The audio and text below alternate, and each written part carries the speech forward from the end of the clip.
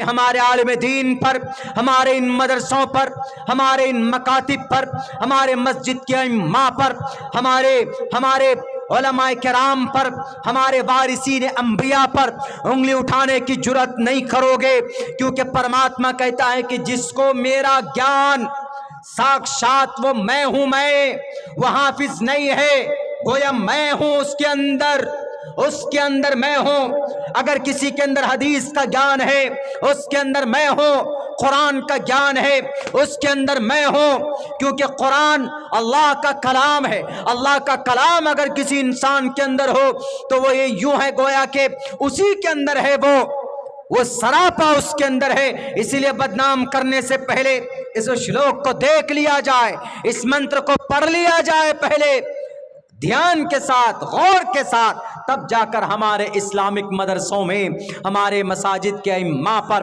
हमारे मदारिस में पढ़ाने वाले उलमाए किराम के ऊपर कोई इल्ज़ाम या कोई इस तरह की बात होनी चाहिए। कितनी प्यारी बात कही बताइए, श्रीमद् भगवत गीता में ये बात कही गई।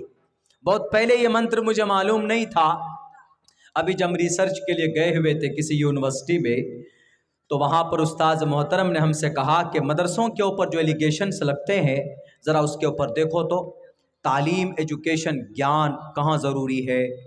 हमने जब देखा 2-3-4 श्लोक हैं, लेकिन मुझे 2 ही याद हुए अभी तक, क्योंकि संस्कृत लैंग्वेज जल्दी उसके हर एक चीज़ का अलग अलग उसका सेंटेंस है, एक वर्ड है।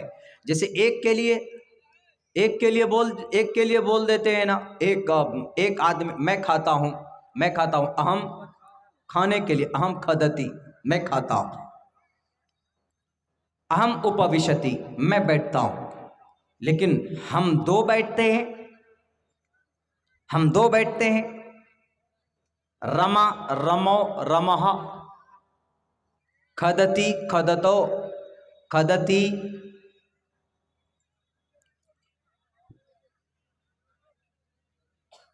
अहम अध्यापक अस्ति मैं एक टीचर हूं, अहम अध्यापकः, अध्यापिका नहीं, लेडीज हो जाए, अहम अध्यापक अस्ति, अहम अध्यापक आस्ति मैं एक टीचर था। ये संस्कृत में हर एक के लिए सेंटेंस बदल जाता है। एक आदमी के लिए अलग सेंटेंस, दूसरे के लिए अलग सेंटेंस, तीसरे के लिए अलग सेंटेंस। एक वचनम, द्विवचनम, बहुवचनम, एक सिंगल, द्विवचनम 2 और बहुवचनम 3 से अधिक, 3 या 3 से अधिक सेंटेंस उसमें बोले जाते। बहुत ही कठिन लैंग्वेज है वो, आप बेसिक जब पढ़ेंगे उसको समझेंगे तो फिर आपको पता है, जल्दी समझ में नहीं आएगा।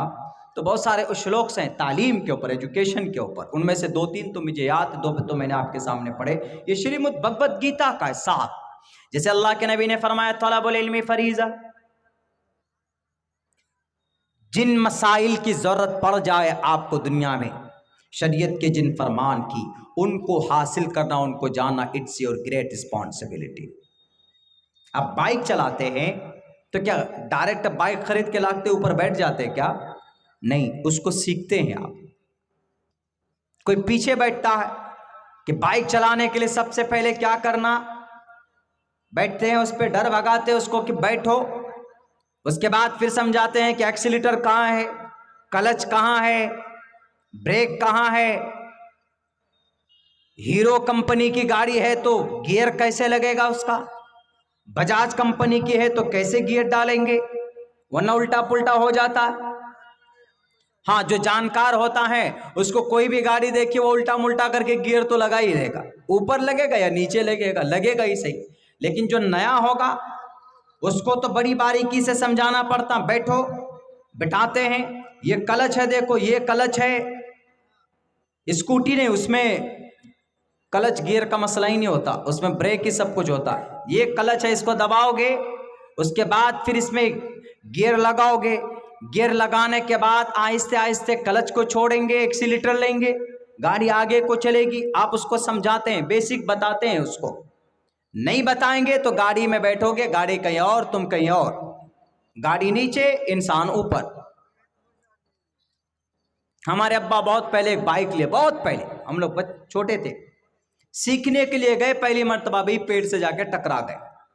3 साल तक वो बाइक घर पे रही, हाथ नहीं लगा उन्होंने डर से। क्यों? पहले ही जाकर ठोक दिया था नींबू के पेड़ पे।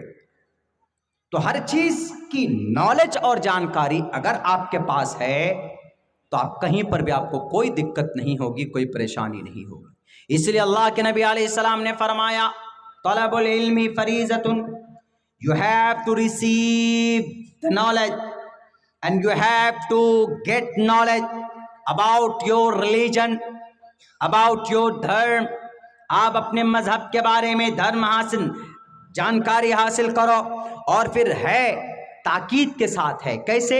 अल्लाह के नबी अलैहिस्सलाम, ये रबीउल अव्वल का महीना चल रहा है, इस महीने में प्रॉफेट मोहम्मद रसूलुल्लाह का जन्म होता है। इसी महीने में आप अलैहिस्सलाम आए, आपको 40 साल में नबूवत दी गई। तो नबूवत जब दी गई तो सबसे पहले नबूवत का इशारा और सबसे पहले जो आपको जो वही आई वो ये वही आई कि नॉलेज हासिल कीजिए, पढ़िए, इक़रा बिस्मी, पढ़िए अपने रब के नाम से।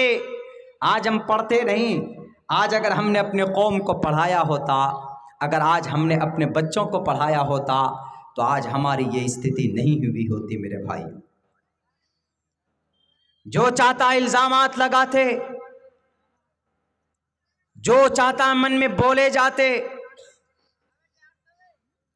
उनके बोलने से, उनके इल्जाम लगाने से हमको तकलीफ होती है, नुकसान अपनों से ज्यादा। एक आलिम दीन हमारे और आपके बीच में आते थे, गैरों ने नहीं, अपनों की साजिश के शिकार हुए और होते चले आ रहे हैं। और हम लोग तो वह कि दुआ भी नहीं करते। देखिए, लना आमालुना वलकुम आमालुकुम, किनका पर्सनल अमल किसके उसके साथ है। लेकिन अल्लाह तबारक व तआला ने हमसे ये कहा है कि आप हर किसी के बारे में हुस्न ज़न रखिए। वला तजस्ससु वला यग़तब बाज़ुकुम बाज़ा, किसी के बारे में तजस्सुस मत कीजिए। अगर किसी के ऊपर कोई एलिगेशन से लगे हैं तो वो दूध का धुला नहीं है। जहां से फैसले होते हैं जुडिशरी से, वो देखते हैं हमारे भारत का जो कानून है वो कैसा है, अंधा कानून। आप देखेंगे कि आंख में पट्टी बांधी हुई है, वो न्याय की वो देवी हाथ में तराजू लिए हुए। इसीलिए भारत के कानून को अंधा कानून क्यों बोलते हैं? वहां जिसका प्रूफ जितना होगा उसका पल्ला भारी होगा। अंधा कानून। अगर किसी के ऊपर कोई एलिगेशन से लगता है तो हम और आप अल्लाह की जात से ये उम्मीद रखें कि ये गुनाह या ये गलती हमारे फला साहब से नहीं हुई होगी।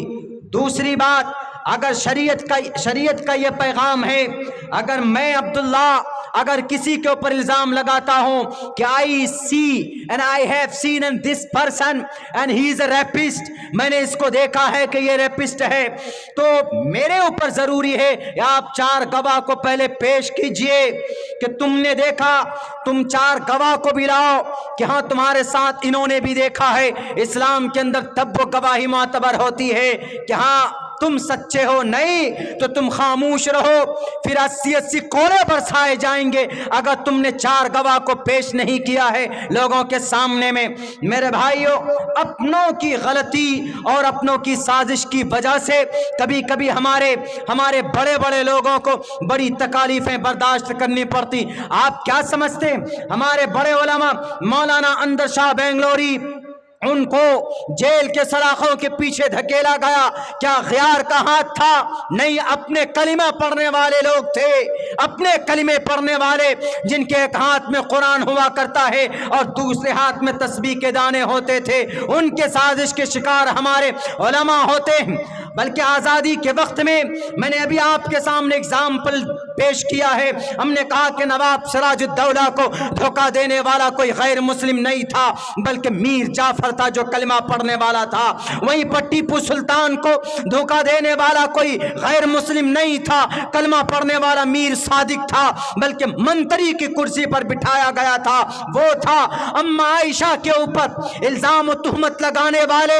वो तो था वो नालायक, वो मुनाफिक, लेकिन उनके साथ साथ हमारे कुछ सहाबी भी आ गए थे उनके कहने पर ताना देने के लिए और कहने के लिए कि नहीं, ला हौला इन्ना लिल्लाहि व इन्ना इलैहि राजिऊन, ये पढ़ते हुए अलायाज़ु बिल्लाह कहते हुए ये कहते थे कि अम्मा आयशा से ये गलती हो गई, अम्मा आयशा से ये चूक हो गई। यहाँ तक के पूरा गम का माहौल छाया हुआ है एक मुनाफिक के कहने की वजह से, उनके एक शोसे की वजह से। अब्दुल्ला बिन उबय बिन सलूल कम बखत